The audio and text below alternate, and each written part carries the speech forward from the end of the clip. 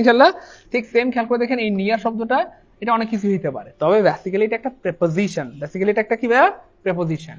তো বলা হচ্ছে কোন বাক্যে এটা প্রিপোজিশন। তো ভাই একটা বুদ্ধি শিখিয়ে দিয়েছিলাম গতকালকে। প্রিপোজিশন হওয়ার জন্য শর্ত হচ্ছে এরপরে চারটা সঙ্গী থাকতে হবে। কয়টা সঙ্গী ভাইয়া? চারটা সঙ্গী থাকতে হবে বাধ্যতামূলক। প্রিপোজিশনের পরে সঙ্গী না থাকলে সেটা প্রিপোজিশন হয় না। তার মানে কি থাকতে হবে? হয় নাউন থাকতে হবে, না হয় নাউন ফ্রেজ থাকতে হবে, অথবা নাউন ক্লজ থাকতে হবে, অথবা 4 নাম্বার কি থাকতে হবে? প্রোনাউন। এই চারটার যে কোনো একটা সঙ্গী থাকতেই হবে যদি সেটা প্রিপোজিশন হইতে হয়। কি চাইছে আমাদেরকে? এই যে নিচে কোন নিয়ারটা প্রিপোজিশন হিসেবে ব্যবহৃত হয়েছে, তার মানে চারটার যে কোনো একটা সঙ্গী যেটাতে আছে সেটাই প্রিপোজিশন। হয় নাউন থাকতে হবে, না হয় নাউন ফ্রেজ, না হয় নাউন ক্লজ, অথবা প্রোনাউন। তো একটু খেয়াল করে দেখি। ড্র নিয়ার অ্যান্ড লিসেন, মানে ড্র নিয়ার মানে হচ্ছে আমার একটু কাছাকাছি আসো এবং শোনো আমি কি বলি। কি বলবা? একটু কাছাকাছি আসো। আচ্ছা তাই না? আচ্ছা, তো ড্র হচ্ছে ভাইয়া ভার্ব, আর ভার্বের পর অথবা ভার্বকে মডিফাই করে সাধারণত অ্যাডভার্ব। কে করে ভাইয়া? অ্যাডভার্ব। তাহলে ড্র নিয়ার কোথায় আসবো? কাছাকাছি আসো, তাই নাকি? হ্যাঁ আসো। Okay fine. যাই হোক, এটা হয়ে গেল ভার্ব, এটা কনজাংশন। সো এটাতে এটা হচ্ছে না, কারণ এখানে নিয়ার কাজ করতেছে অ্যাডভার্ব হিসেবে, কাটা পড়ে গেল। My school was near the mosque. Okay, so near, হ্যাঁ রিঅ্যাকশন ইউজ করতেছেন না, শেয়ার করতেছেন না, এটা কিন্তু ঠিক না। শুনেন না, মজার ব্যাপারটা হচ্ছে এইটা হচ্ছে আর্টিকেল, আর আর্টিকেলের পরে একটা ওয়ার্ড থাকলে কি হয়? নাউন হয়। আর আর্টিকেল প্লাস নাউন মিলে একটা ফ্রেজের জন্ম হয়, এবং এই ফ্রেজের নাম হয়ে যায় নাউন ফ্রেজ। তার মানে সঙ্গী আছে না নাই? আছে না নাই? আছে। Noun phrase, noun phrase, noun phrase. তাহলে এই যে নাউন ফ্রেজ আছে, তার মানে এটা হয়ে গেল কি ভাইয়া? Preposition. Okay fine, preposition.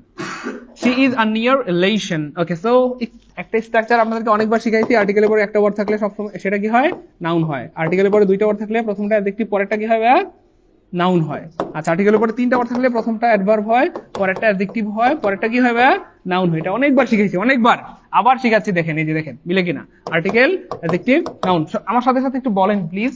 Article, adjective, noun. Article, adjective, noun. আবার বলেন আর্টিকেল, অ্যাডজেক্টিভ, নাউন। এই জিনিসটা আপনি আপনি হাজার হাজার লাখ লাখ বার কমন পাবেন। দেখবেন এটা প্রচুর মানে আসে এই স্ট্রাকচারটা, মানে প্রত্যেকটা ইংলিশ সেন্টেন্সের মধ্যে দেখবেন এই জিনিসটা কমন পাবেন ইনশাআল্লাহ। ঠিক আছে? তাহলে আর্টিকেল, অ্যাডজেক্টিভ, নাউন হলে এখানে অ্যাডজেক্টিভ হয়ে গেছে, এখানে কি হয়ে গেল? Near adjective. Death নিয়ার্স with the passage of time. এই দেখেন ডেথ নিয়ার্স, এই যে সাধারণত এস বা ইয়েস যুক্ত হয়, এই যে নিয়ারের সাথে এখানে এস যুক্ত হয়েছে। এস অথবা ইয়েস যুক্ত হয় পৃথিবীতে দুইটা জিনিসের সাথে, সাধারণত দুইটা জিনিসের সাথে যুক্ত হয়। কেমন? একটা হচ্ছে আপনার ভার্বের সাথে, আর হচ্ছে কি ভাই? নাউনের সাথে। সো এইখানটাতে খেয়াল করে দেখেন, বলা হচ্ছে death নিয়ার্স with the passage of time. এই যে এখানে এই নিয়ার্স কাজ করতেছে কি হিসেবে? ভার্ব হিসেবে।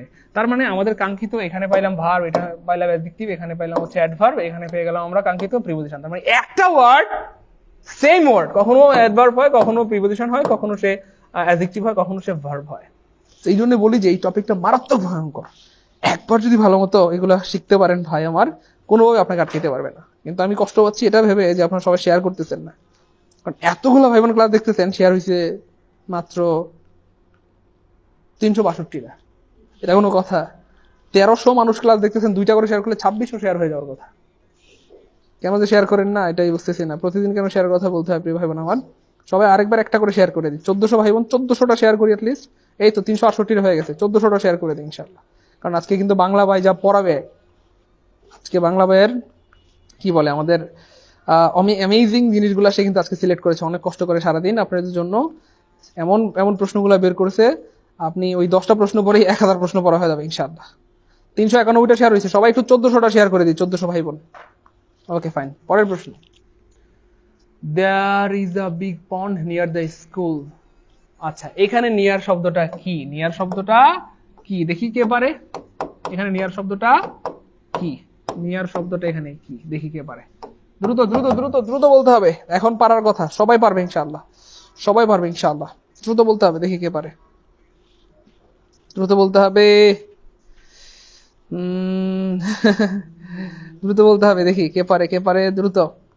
মাশাআল্লাহ, অনেকে চেষ্টা করতেছেন, তাড়াতাড়ি তাড়াতাড়ি সবাই ট্রাই করেন। দেখেন পরীক্ষা, মানুষের ভুল ধরা পড়ে দুই জায়গায়, একটা হচ্ছে পরীক্ষার হলে, একটা হচ্ছে ক্লাসরুমে। সো ক্লাসরুমে ভুল ধরা পড়া এটা শুভ লক্ষণ, আপনি সংশোধন হয়ে যাবেন। এখানে ভুল ধরা পড়লে আমি এটা রেকটিফাই করে দিলাম। কিন্তু ভাই যদি পরীক্ষার হলে ভুল ধরা পড়ে, আপনি ভাই শেষ। ঠিক আছে? তো শরম মানে কেউ শর্মায়েন না, লজ্জা শরমের মাথাকে সবাই একটু আনসার করেন।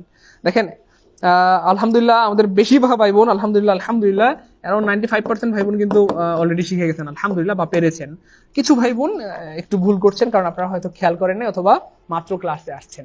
যাক শুকরিয়া, এটাই যে আপনারা বুঝছেন। শোনেন না, দেখেন এই যে নিয়ার শব্দটা জন্মগতভাবে কি ভাইয়া, জন্মগতভাবে একটা প্রিপোজিশন, কিন্তু প্রিপোজিশন হলেই হবে না। প্রিপোজিশন হওয়ার জন্য শর্ত হচ্ছে এরপরে 4টা সঙ্গী থাকতে হবে, হয় নাউন, না হয় নাউন ফ্রেজ, না হয় নাউন ক্লজ, অথবা প্রোনাউন, যে কোনো একটা সঙ্গী থাকতেই হবে।